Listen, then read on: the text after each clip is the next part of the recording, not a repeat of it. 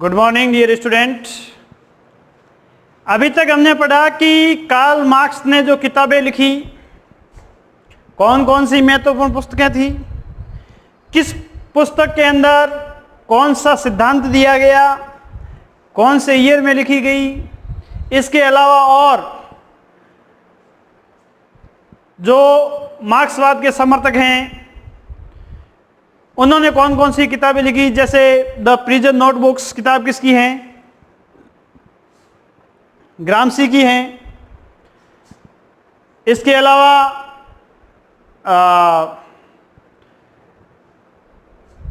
माओ से तुंग की किताब the contradictions, state and revolution पुस्तक किसने लिखी, लेनिन ने लिखी। इसके अलावा the origin of family, private property and the state पुस्तक किसने लिखी, कार्ल मार्क्स के दोस्त फ्रेडरिक एंजिल्स ने लिखी। अब मार्क्सवाद को जानने के 3 आधार है विद्यार्थियों। मार्क्सवाद को जानने के कितने आधार हैं? मार्क्सवाद को जानने के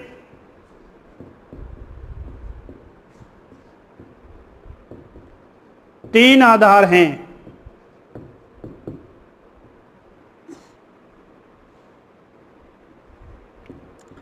मार्क्सवाद को जानने के 3 आधार हैं।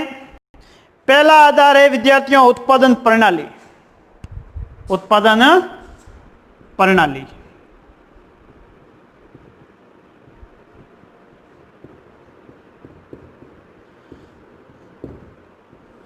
यानी उत्पादन प्रणाली से तात्पर्य यह है विद्यार्थियों कि उत्पादन का तकनीकी स्वरूप क्या है।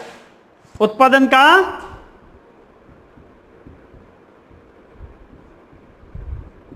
तकनीकी स्वरूप क्या है, टेक्नोलॉजिकल।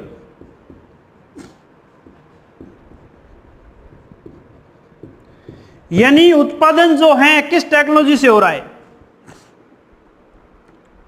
हस्तशिल्प है या मशीनों के द्वारा उत्पादन हो रहा है। यानी पहली बात उत्पादन प्रणाली कौन सी है, उसमें उत्पादन किस तरह की समाज व्यवस्था के अंतर्गत हो रहा है। उत्पादन किस तरह की समाज व्यवस्था में हो रहा है।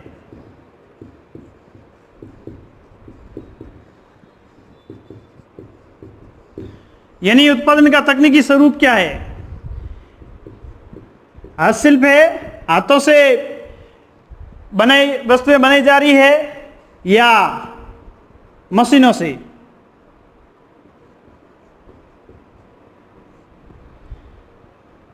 अब उत्पादन किस तरह के समाज में हो रहा है, पूंजीवादी समाज में हो रहा है या दास प्रथा वाले समाज में हो रहा है। दास प्रथा, पूंजीवादी, कैसा समाज है, ठीक है ना। इसके आधार पर उत्पादन प्रणाली का पता किया जाएगा। अगर उत्पादन प्रणाली का जो तकनीकी स्वरूप हस्तशिल्प है, हाथों से लोग वस्तुएं बना रहे हैं, कुम्हार मटकियां बना रहा है, कोई दरी बना रहा है, कोई एक नई तकनीकी से अलग अलग वस्तुएं बनाई जा रही है, तो सीधी बात है उसका शोषण नहीं होगा। वो खुद अपने हाथों से बनाई हुई वस्तुएं जो है आगे बेचेगा, खुद लाभ कमाएगा। और मशीनीकरण में ये होता है विद्यार्थियों की मशीनें बहुत महंगी होती है और हर किसी के वश की बात नहीं। पूंजीपति लोग मशीनों को खरीद लेते हैं और वे मशीनें कई मजदूरों का रोजगार खा जाती है। और उन मशीनों के माध्यम से जो पहले 100 मजदूर लगे हुए थे, एक मशीन आई और एक मजदूर उस मशीन को टैकल करने के लिए, और 99 मजदूर क्या हो गए, बेरोजगार हो गए। तो ये जो मशीनीकरण है वो भी देखना पड़ेगा। उत्पादन किस तरह के समाज में हो रहा है, कोई दास प्रथा वाला समाज है, पूंजीवादी समाज है या फिर कोई सर्वहारा समाज है। उत्पादन प्रणाली पे ये डिपेंड करेगा कि समाज व्यवस्था में शोषण किस प्रकार से हो रहा है। तो ये मार्क्सवाद को जानने का पहला आधार है।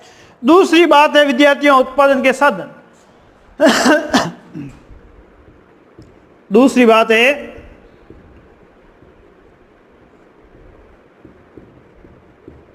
उत्पादन के साधन, यानी इसके अंतर्गत यह देखा गया है विद्यार्थियों कि उत्पादन के साधन, उत्पादन के उपकरण, यंत्र इत्यादि क्या है। उत्पादन के उपकरण, यंत्र इत्यादि क्या है। उत्पादन के उपकरण,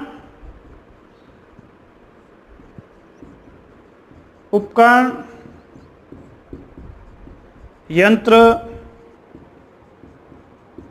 इत्यादि क्या है। इससे पता चल जाएगा कि अगर उपकरण और यंत्र, अगर मशीनें हैं, ठीक है, मजदूरों का रोजगार नहीं है, तो सीधी बात है उनका शोषण जो है अधिक होगा।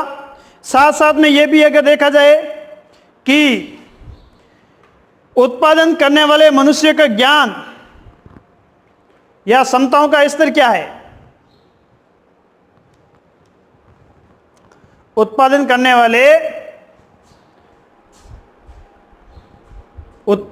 वाले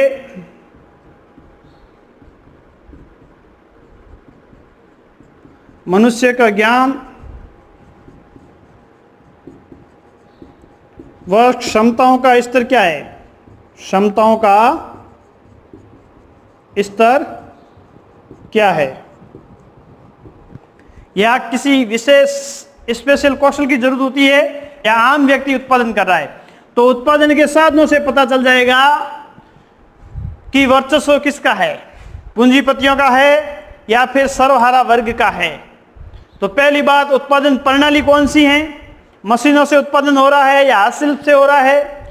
उत्पादन के साधन किस प्रकार के उपयोग में लिए जा रहे हैं, कैसे लोगों को रोजगार दिया जा रहा है, इन सभी के माध्यम से जो है हम मार्क्सवाद, क्योंकि मार्क्सवाद के जानने का आधार जो है विद्यार्थियों वो आर्थिक है।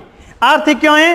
क्योंकि कार्ल मार्क्स कहता है पूरे समाज की संरचना आर्थिक आधार पर निर्भर करती है। जिनका आर्थिक आधारों पर नियंत्रण होगा, समाज में उनका आधार पर नियंत्रण होगा, वो समाज में वर्चस्व वाला वर्ग होगा। इसलिए दुनिया के मजदूरों एक हो जाओ, खोने के लिए गुलामी की बेड़ियां हैं, पाने के लिए पूरा संसार है। आपको कुछ नहीं करना है, ये जो आधार है, बेस जो है सोसाइटी का, इस पे कब्जा कर लो, अपने आप आपका भला हो जाएगा। तो इस प्रकार से अगर देखा जाए विद्यार्थियों, उत्पादन का संबंध, तीसरा जो जानने का आधार है वो उत्पादन का संबंध किससे है। उत्पादन का संबंध, इनसे तात्पर्य यह है विद्यार्थियों कि कौन सा वर्ग उत्पादन के साधनों का स्वामी है, कौन सा वर्ग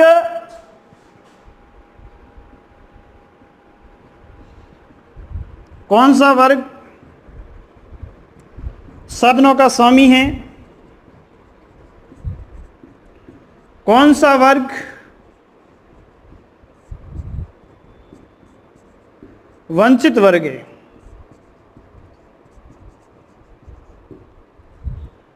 कौन सा वर्ग साधनों का स्वामी है और कौन सा वर्ग क्या है, वंचित है। इससे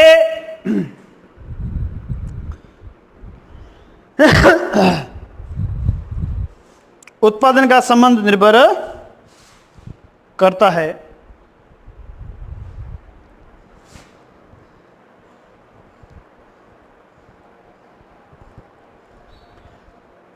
अब अगर सर्वहारा वर्ग साधनों का स्वामी है तो सीधी बात है शोषण नहीं होगा। और कौन सा वर्ग वंचित वर्ग है, अगर सर्वहारा वर्ग वंचित वर्ग है तो सीधी बात है उनका शोषण हो रहा है और पूंजीपति वर्ग जो हैं अपनी तानाशाही कर रहा है। और ये राज्य जो हैं विद्यार्थियों, ये किसने बनाया? पूंजीपति वर्ग ने बनाया। क्यों बनाया? अपने वर्ग के हितों की रक्षा के लिए बनाया, क्योंकि वो संख्या में कम थे। उन्हें पता है कि अगर हमने राज्य नहीं बनाया तो ये लोग संख्या में ज्यादा है मजदूर, और कभी भी इनका दिमाग खिसक गया तो ये विद्रोह कर देंगे और हमें बसाएगा कौन। इसलिए हम राज्य बनाएंगे, राज्य बना करके सेना रखेंगे, पुलिस वाले रखेंगे, ताकि वो लोग हमारी क्या करेंगे, सुरक्षा रखेंगे। भले वो सरवारा वर्ग के लोग भी क्यों नहीं हो, लेकिन वो पुलिस वाले, वो सेना वाले, वो हमारी रक्षा करेंगे और मजदूरों को विद्रोह नहीं करने देंगे। तो राज्य बनाने के पीछे भी किसकी चाल थी? पूंजीपति वर्ग की चाल थी। तो ये कार्ल मार्क्स कहता है कि राज्य एक वर्गीय संस्था है, यानी एक वर्ग ने मिलकर के इसको बनाया है, इसलिए राज्य को क्या कर देना चाहिए? समाप्त कर देना चाहिए। तो ये हैं विद्यार्थियों मार्क्सवाद को जानने के 3 आधार। अब मार्क्सवाद के जो सिद्धांत है उनके बारे में हम चर्चा करेंगे। मार्क्सवाद के सिद्धांत, मार्क्सवाद के सिद्धांत। वैसे तो मार्क्सवाद के सिद्धांतों की बात करें तो मुख्य तौर पे 8 सिद्धांत आते हैं, लेकिन प्रमुखतः 3 या 4 जो हैं वही परीक्षा में बार बार पूछे जाते हैं, जिसमें द्वंद्वात्मक भौतिकवाद का सिद्धांत है, इतिहास की आर्थिक व्याख्या है, वर्ग संघर्ष का सिद्धांत है, अतिरिक्त मूल्य का सिद्धांत है। ठीक है, यही है। तो मार्क्सवाद के सिद्धांतों में द्वंद्वात्मक भौतिकवाद, इतिहास की आर्थिक व्याख्या, वर्ग संघर्ष, अतिरिक्त मूल्य, मार्क्स का राज्य सिद्धांत, प्रजातंत्र धर्म राष्ट्र के संबंध में धारणा और मार्क्सवाद की पद्धति के कार्यक्रम, ये सब है ही। लेकिन सबसे पहले हम आज चर्चा करेंगे विद्यार्थियों मार्क्सवाद के सिद्धांत, जिसमें 4 पिलर जो हमने पढ़े थे ना, उन 4 पिलरों में से ही क्वेश्चन पूछा जाता है, जिसमें सबसे पहले हम चर्चा करेंगे द्वंद्वात्मक भौतिकवाद। द्वंद्वात्मक भौतिकवाद का सिद्धांत, भौतिकवाद का सिद्धांत।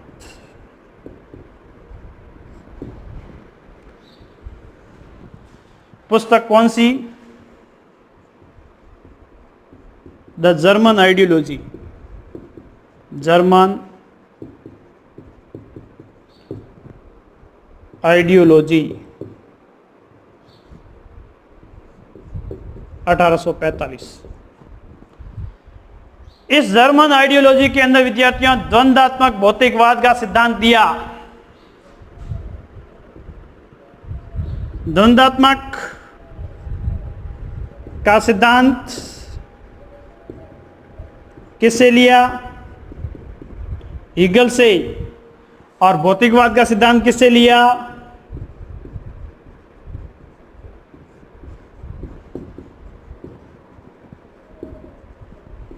फायरबॉक।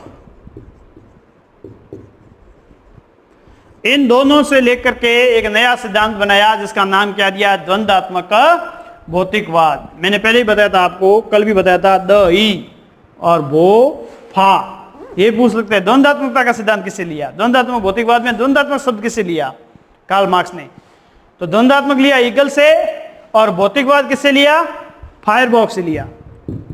भौतिकवाद किससे लिया? फायरबॉक से लिया। और द्वंद्वात्मक किससे लिया? हीगल से लिया।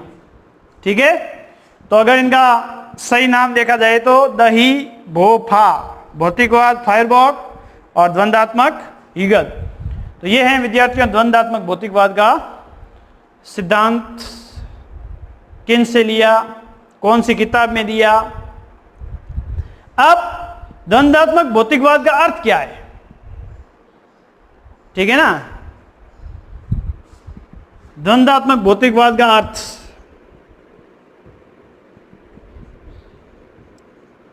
द्वंद्वात्मक का अर्थ सृष्टि की रचना,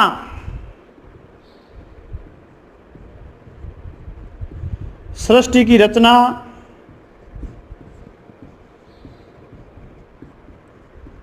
किस प्रकार हुई,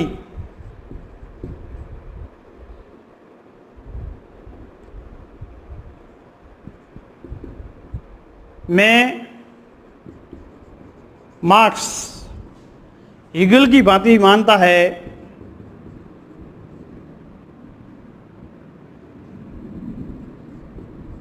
हीगल की भांति मानता है कि सृष्टि की रचना टेढ़े मेढ़े तरीके से हुई। सृष्टि की रचना टेढ़े मेढ़े तरीके से हुई। ये सीधी नहीं हुई है, टेढ़े मेढ़े तरीके से हुई है। जिस प्रकार से हीगल भी यही मानता है और मार्क्स भी यही मानता है, ये समानता है दोनों में द्वंद्वात्मक के बारे में। इसलिए द्वंद्वात्मक का सिद्धांत किससे लिया?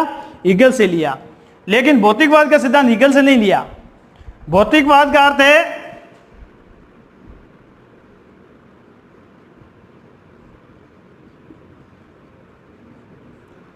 सृष्टि की रचना का मूल तत्व, सृष्टि की रचना का मूल तत्व क्या है? मार्क्स फायरबाग की भांति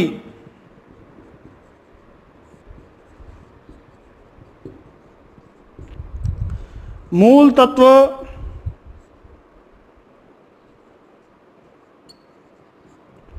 जड़ तत्व को मानता है।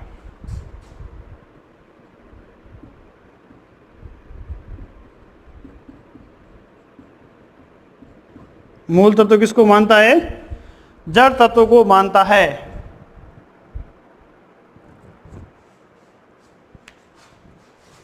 ठीक है।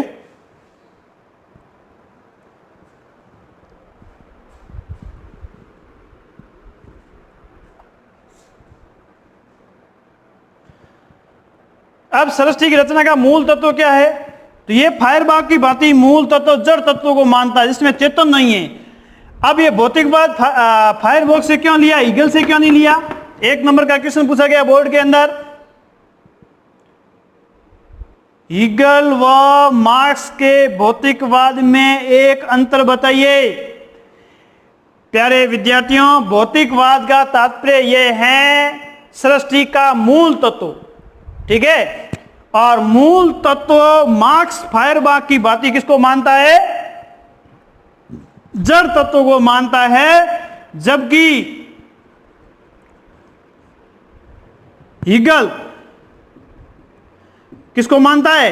चेतन तत्व को मानता है। यही यहां पे आपस में कंट्रीब्यूशन है, चेतन तत्व को मानता है।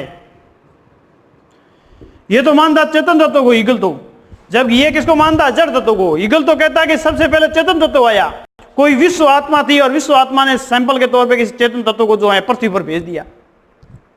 अब ये कहता है कि चेतन तत्व आया कैसे? ऐसे तो हम नहीं मान सकते कोई विश्व आत्मा है और उसने भेज दिया, ऐसा तो हो नहीं सकता। इसलिए कार्ल मार्क्स जो है हीगल से सहमत नहीं था। तो अगर ये द्वंद्वात्मक भौतिकवाद की बात की जाए विद्यार्थियों, इसके अंतर्गत दोनों पद्धतियों को मिलाकर के सामाजिक परिवर्तन की व्याख्या देने का प्रयत्न किया गया है और दोनों में ये बातें बताई गई है कि किस प्रकार से टेढ़े मेढ़े तरीके से सृष्टि की रचना हुई है। अब इसके अंतर्गत मार्क्स जो हैं द्वंद्वात्मक प्रक्रिया के अंदर चेतन तत्व को नहीं मानता। किसको मानता है? जड़ तत्व को मानता है। इसलिए गेहूं के दाने का उदाहरण देता है। किसका उदाहरण देता है? गेहूं के दाने का उदाहरण देता है। तो द्वंद्वात्मक प्रक्रिया में ये मानता है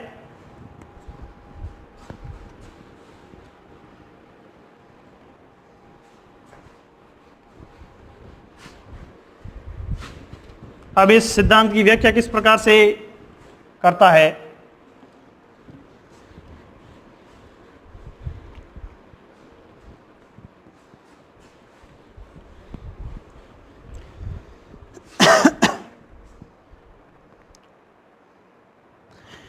मार्क्स हीगल के समान ये मानता है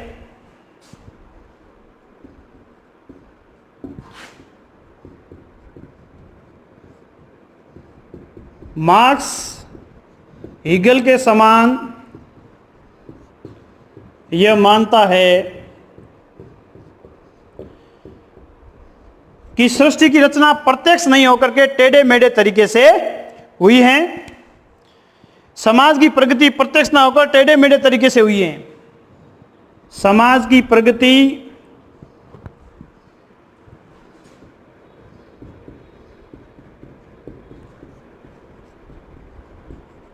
प्रत्यक्ष ना होकर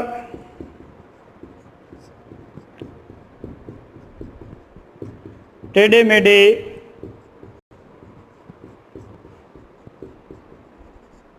तरीके से हुई हैं, जिसके अंतर्गत 3 अंग है, जिसमें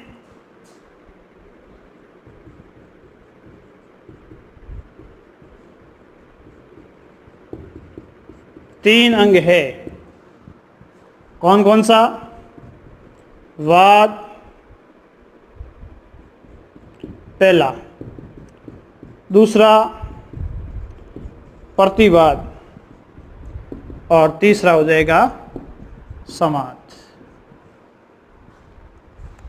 यह सृष्टि की रचना की बात है। कौन सी प्रक्रिया है? द्वंद्वात्मक प्रक्रिया है,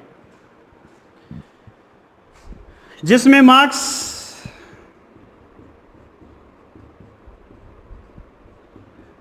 गेहूं के पौधे का उदाहरण देता है। गेहूं के दाने का उदाहरण देता है। अब गेहूं का दाना क्या है? गेहूं का दाना जड़ तत्व है। गेहूं का दाना क्या है? जड़ तत्व है, चेतन तत्व नहीं है, चेतना नहीं है। तो ये क्या हो गया? भौतिकवाद। यानी भौतिकवाद यानी मूल तत्व जो है इसका क्या है? जड़ तत्व है। अब भौतिकवाद में डिफरेंस पूछे आपको मार्क्स और हीगल में, तो यही डिफरेंस है कि कार्ल मार्क्स सृष्टि का मूल तत्व जड़ तत्व को मानता है, जबकि हीगल जो है चेतन तत्व को मानता है। इसलिए इसने उदाहरण किसका दिया? गेहूं के दाने का क्यों दिया? गेहूं के दाने का इसलिए दिया कि गेहूं का दाना क्या है? जड़ तत्व है। जबकि हीगल ने इस समय मुर्गी का उदाहरण दिया ताकि मुर्गी में क्या है? चेतना है। ठीक है। अब ये टेढ़े मेढ़े तरीके वाली बात से ये सहमत है। किससे? हीगल से। जिसलिए 3 बात बताई उसने, 3 अंग बताए, वाद, प्रतिवाद और समाज, और उदाहरण दिया। जैसे ये गेहूं का दाना है, गेहूं का दाना, ठीक। गेहूं का दाना सबसे पहली यहां से शुरुआत होती है। गेहूं का दाना क्या हो गया? वाद हो गया, ठीक। अब जब हम गेहूं के दाने को जमीन में बोएंगे, प्रतिक्रिया करेंगे। गेहूं के दाने को जमीन में बोएंगे तो ये गेहूं का दाना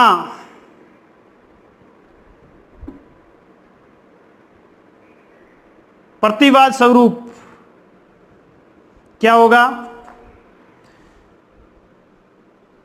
गेहूं का दाना है, जमीन में बोएंगे तो फिर जमीन में हम गेहूं के दाने को बोएंगे तो क्या पैदा होगा? गेहूं का पौधा। क्या उत्पन्न होगा? गेहूं का पौधा।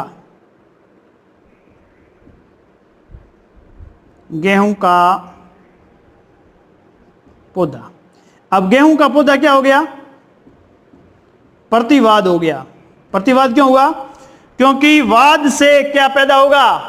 प्रतिवाद पैदा होगा। अगला स्टेप आएगा, समाज की रचना की बात कर रहे हैं हम। पहले वाद, और वाद से फिर क्या होगा? प्रतिवाद। वाद के तौर पे हमने क्या लिया? गेहूं का दाना। गेहूं के दाने को क्या किया? जमीन में बोया, तो प्रतिवाद स्वरूप गेहूं के दाने से क्या पैदा हुआ? गेहूं का पौधा पैदा हुआ। क्या पैदा हुआ? गेहूं का पौधा पैदा हुआ। अब ये जो गेहूं का पौधा है, ये गेहूं का पौधा जब बड़ा होगा तो इसके ऊपर क्या आएगी? बाली, गेहूं की बाली आएगी। ठीक, गेहूं की बाली जो आएगी, ये गेहूं की बाली क्या है? समाद है। अब तीनों देख लीजिए। पहले हमने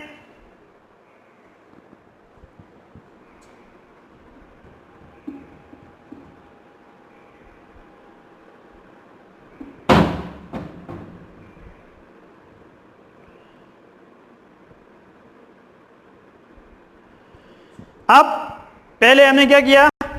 गेहूं का दाना बोया, गेहूं का दाना क्या हो गया? वाद। फिर गेहूं का पौधा निकला, ये क्या हुआ? प्रतिवाद। प्रतिवाद से अगला स्टेप आया, गेहूं के पौधे के ऊपर क्या आई? गेहूं की बाली आई, तो गेहूं की बाली क्या हो गई? समाद। अब ये गेहूं की बाली से क्या निकलेगा? गेहूं की बाली से क्या निकलेगा? जब गेहूं की बाली पक जाएगी तो वही गेहूं का दाना निकलेगा। तो यही गेहूं की बाली से वापस क्या निकल जाएगा? गेहूं का दाना। और गेहूं का दाना क्या हो जाएगा? वापस वाद हो जाएगा। ठीक है, तो यही जो गेहूं की बाली है, इसमें गेहूं का दाना निकलेगा और वापस हम इसको क्या करेंगे? बो देंगे। तो क्या पैदा हो जाएगा? प्रतिवाद, गेहूं का पौधा पैदा हो जाएगा फिर। ठीक है, और फिर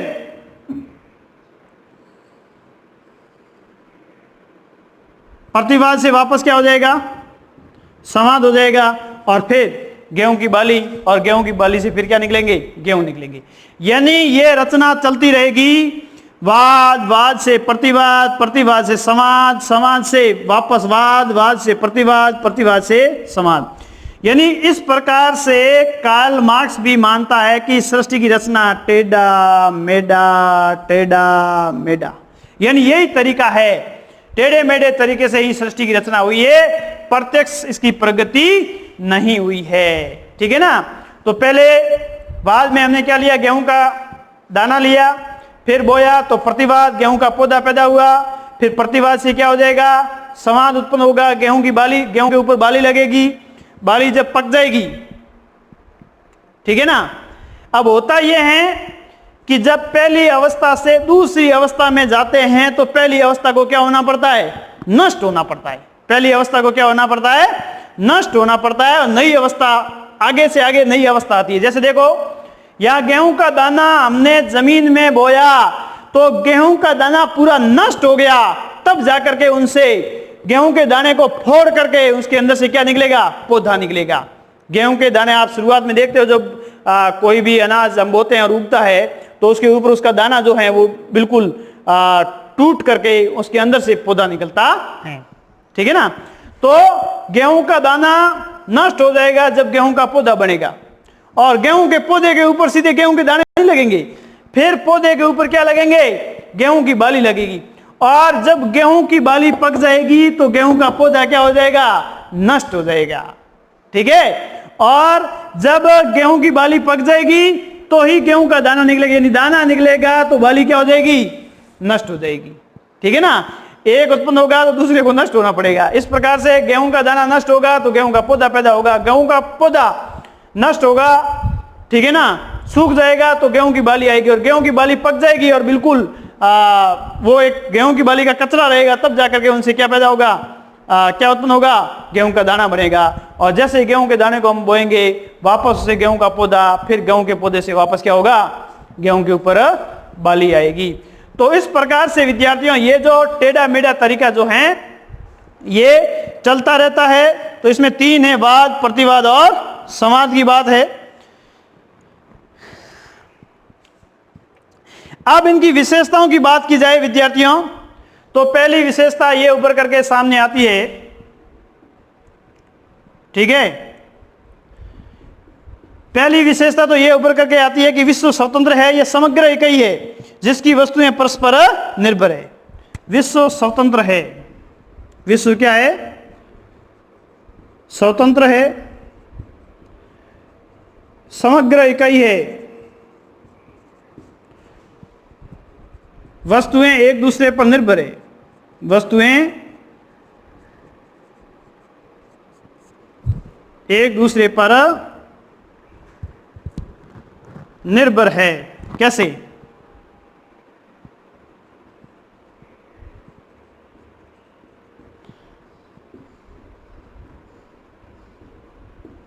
ये विशेषताएं हैं द्वंद्वात्मक भौतिकवाद की कि विश्व स्वतंत्र है। जैसे गेहूं का दाना की बात की, ये प्रारंभिक अवस्था में स्वतंत्र था, लेकिन जब बोया तो गेहूं का पौधा निकला। अब गेहूं का पौधा किस पे निर्भर था? गेहूं के दाने के ऊपर निर्भर था, ठीक है ना। गेहूं का दाना था तब गेहूं का पौधा उत्पन्न हुआ। ऐसा नहीं कि गेहूं के दाने के ऊपर जो है बबूल का पौधा उग गया, ऐसा तो नहीं होता है। तो एक दूसरे पर क्या है? निर्भर है। साथ साथ में अगर देखा जाए, प्रकृति अस्थिर, गतिशील और निरंतर परिवर्तनशील है। प्रकृति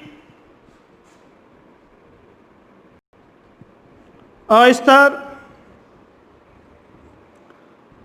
गतिशील, प्रकृति अस्थिर, गतिशील, परिवर्तनशील है। निरंतर गति, वाद से प्रतिवाद, प्रतिवाद से समाज, समाज से वापस वाद, वाद से प्रतिवाद और प्रतिवाद से समाज। और अगर देखा जाए तो वस्तुओं में परिवर्तन, वस्तुओं में गुणात्मक परिवर्तन,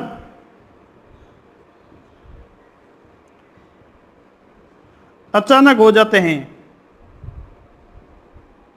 जैसे गेहूं का दाना बोया, एक तरफ तो आपने देखा कि गेहूं के दाने वही ऐसा ही दिख रहा है, दूसरे दिन उसी समय हम देखते हैं घंटा भर बाद में तो वही गेहूं का दाना जो है ऊपर आया हुआ होता है और फटा हुआ होता है और उससे पौधा अपने बाहर निकलने का प्रयास कर रहा होता है। ये अचानक होता है। जिस प्रकार से हम पानी गर्म करते हैं, तो जैसे ही पानी जो है आग के ऊपर रखा हुआ होता है और 99.9 डिग्री तक जब पानी गर्म होता है तब तक तो उसमें उबाल नहीं होता। जैसे ही 99.99 से 100 हो जाता है, जैसे 100 डिग्री सेल्सियस तापमान होते ही पानी क्या हो जाता है? उबलने लग जाता है। यानी उसमें परिवर्तन कैसे हुआ? अचानक हो गया, ठीक है ना। इस प्रकार से द्वंद्वात्मक के अनुसार वस्तुओं के विकास की, परिवर्तन की प्रक्रिया क्या है? सरल है।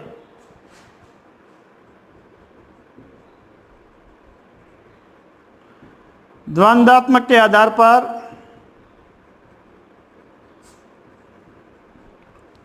वस्तुओं में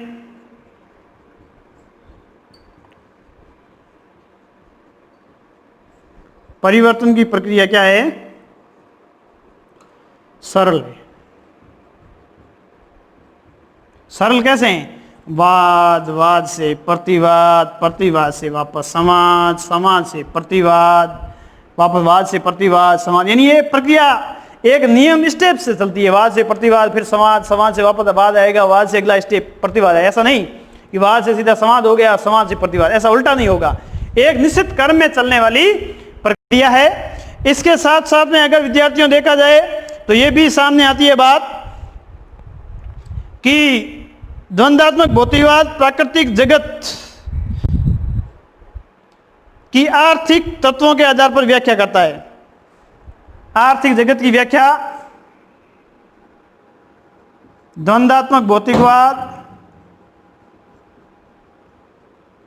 द्वंद्वात्मक भौतिकवाद प्राकृतिक जगत की व्याख्या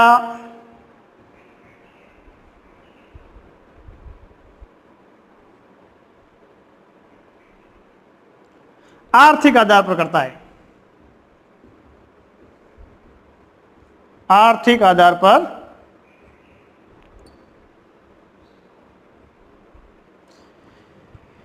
इसके पीछे भी आर्थिक आधार है। कैसे? जैसे गेहूं का उत्पादन करना है तो गेहूं के दाने बोएंगे, फिर पौधे होंगे, पौधे ऊपर बालियां आएगी, बालियां से वापस, ठीक है ना, गेहूं के दाने निकलेंगे। तो दाना तो बोया एक, लेकिन उसी एक दाने से सैकड़ों दाने उत्पन्न हो जाएंगे। यानी इसकी जो व्याख्या का आधार जो है वो कैसा है? आर्थिक आधार है।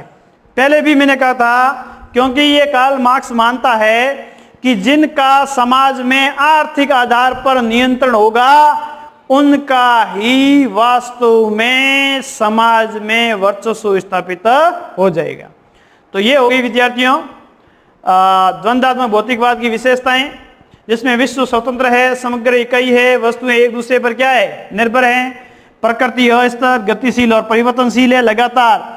कब वाद से प्रतिवाद बन गया, प्रतिवाद से वापस समाज बन जाएगा, ठीक है ना। प्रतिवाद स्थिर नहीं रहेगा और वाद भी स्थिर नहीं रहेगा। अगर वाद स्थिर रह गया, गेहूं का दाना स्थिर रह गया, ठीक है ना, गेहूं का दाना अगर नष्ट नहीं हुआ, चेंज नहीं हुआ, तो वहां गेहूं का पौधा उत्पन्न नहीं होगा। गेहूं का पौधा नष्ट नहीं हुआ तो बाली नहीं आएगी, बाली नष्ट नहीं हुई, ठीक है ना, सूखी नहीं, तब तक उससे दाना मैच्योर होकर के नहीं निकलेगा। इस प्रकार से द्वंद्वात्मकता के आधार पर ही यानी वस्तुओं में गुणात्मक परिवर्तन कैसे होते हैं, अचानक होते हैं। जैसे पानी का भाप बन जाना, द्वंद्वात्मक के आधार पर वस्तुओं में क्या होते हैं, परिवर्तन की प्रक्रिया जो है सरल ही है, कोई ज्यादा इतनी कठिन नहीं है। और प्राकृतिक जगत की व्याख्या का आधार क्या है, आर्थिक आधार है। इस प्रकार से विद्यार्थियों ये द्वंद्वात्मक भौतिकवाद की 5 विशेषताएं दी गई है और इसके आधार पर आगे द्वंद्वात्मकता के 3 नियम बताए हैं, जिसके बारे में चर्चा हम अगली क्लास में करेंगे। Thank you all of you.